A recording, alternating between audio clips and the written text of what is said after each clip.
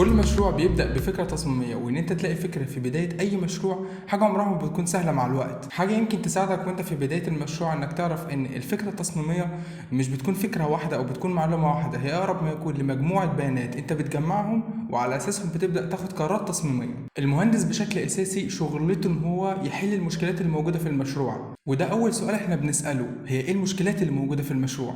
الفكرة التصميمية هي اللي بتسمح لينا ان احنا نحدد ايه هي المشكلات اللي موجودة وهنتعامل معاها ازاي بمعطيات المشروع. ومش لازم ابدا الفكرة التصميمية تتشكل من مصدر واحد، بالعكس الفكرة التصميمية كل ما اتشكلت من اكتر من مصدر كل ما كان احسن للفكرة نفسها، لانه بشكل اساسي المشروع الناجح هو اللي بيبدأ يستجيب لكل المعطيات ولكل البيانات المتاحة ليه. فما تقلقش ابدا لو الفكرة ما طلعتش معاك من اول مرة بتحط فيها القلم على الورقة، لان فعلا مفيش اي حاجة توتر او تنسي اكتر من ورقة بيضاء والمفروض ان تطلع عليها المشروع بتاعك. معنى الفكرة التصميمية هي طريقة تعاملك مع مشكلات المشروع أو محددات المشروع. قبل ما تبدأ تختار هتتعامل مع مشكلات المشروع على أنهي أساس، أو هتختار فكرة التصميم إزاي، لازم الأول يبقى عندك دراية كاملة بالمحددات الوظيفية للمشروع. ودي الحاجة اللي فعليا ما ينفعش أي تصميم أو أي مشروع يبدأ من غيرها، لأن في الأول وفي الآخر هي دي اللي بتحدد إذا كان المشروع بدأ من خلال المهندس أو لا. والمحددات الوظيفية خلينا نقسمهم لثلاث أنواع أو ثلاث أنواع مختلفة من البيانات اللي إحنا بنجمعها.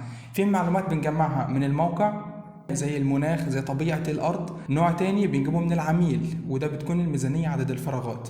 النوع التالت هو نوع المبنى ايه، نوع المبنى مثلا مبنى سكني خاص، مبنى تجاري. ودي بشكل اساسي المعلومات اللي بنجمعها لاي نوع من المشاريع. وبدل ما انت في بدايه المشروع القلم بيبقى صعب جدا ان هو يطلع افكار او تستنتج اي معلومات او تعرف ايه علاقه الفراغات ببعضها، المعلومات دي بتبدا ان هي ترسم طريق معين انت تمشي فيه.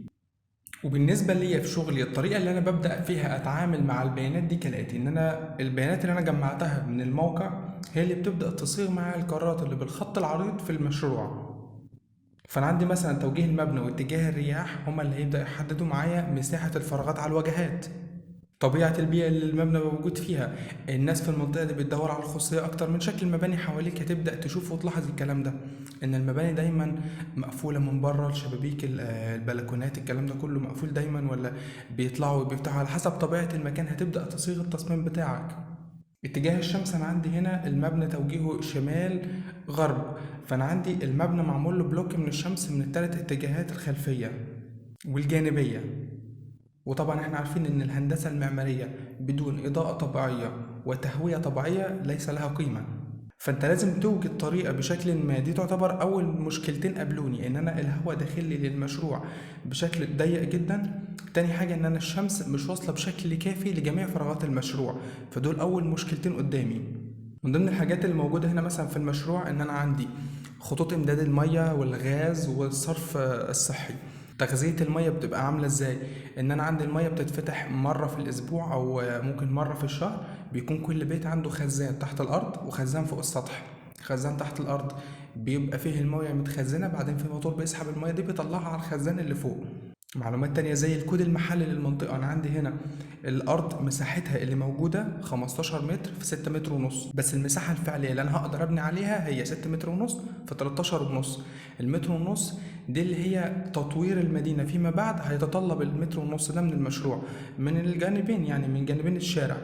فانت حاجة زي دي لازم تبقى عامل حسابها اثناء التصميم، علشان مش بعد ما تعمل التصميم وتبدأ تروح تعتمده في مجلس المدينة تلاقي ان في مشكلة في التصميم بتاعك بتتعارض مع التخطيط للمنطقة. النوع التاني زي ما قلنا من المعلومات اللي بنجمعه من العميل نفسه. انا عندي هنا مجلس المدينة هيسمح لي بدور ارضي ودورين متكرر، فانا عندي كل دور هيكون شقة منفصلة بذاتها، كل دور هيحتوي على غرفتين نوم، غرفة معيشة، حمام، مطبخ. مساحات الغرف بشكل عام هتكون ما بين 3 متر ونص في 3 متر. نوع المبنى زي ما قلنا ان هو هيكون سكني. نوع المبنى والعميل هما الاتنين مع بعض بيطوروا حاجة اسمها البرنامج الوظيفي للمشروع. البرنامج الوظيفي ده عبارة عن جدول تفصيلي للمساحات الفراغات واستخدام الفراغات. قبل ما ابدأ في التصميم لازم يكون عندي شكل عام للميزانية هتكون عاملة ازاي. مفيش اي منطق ولا اي معنى من ان انت تعمل تصميم في الاخر يكون خارج نطاق ميزانية العميل. ومن هنا انت بعد ما جمعت الثلاث انواع المختلفة من البيانات دي بترسم مرة واثنين وثلاثة. وطبعا مش كل الافكار بتبقى احسن حاجه، في افكار يعني بعد ما بتخلصها ملهاش اي قيمه فبترميها اكيد وبتبدا في افكار جديده. وزي ما انت بدأت تلاحظ ان المعلومات بدأت تتكدس فوق بعضها، فانت شوف ايه العنصر اللي انت عايز تستجيب ليه بشكل اكبر، وهيبدأ هو اللي هيصيغ معاك الفكرة التصميمية. ودايما الفكرة التصميمية الناجحة هي اللي بيتردد صداها في جميع اجزاء المشروع. فانت ما تقلقش ابدا في بداية اي مشروع لو الفكرة ما كانتش ظاهرة معاك من البداية. انت بتبدأ من خلال تجميعك للبيانات، تحليلك ليها، بعدين الفكرة بتبدأ تفرض نفسها، بتشوف لازم تدور على ايه المشكلة. مفيش اي مشروع من غير مشكلة، كل مشروع بيجي بمشاكل جديدة، هي دي القاعدة عندك.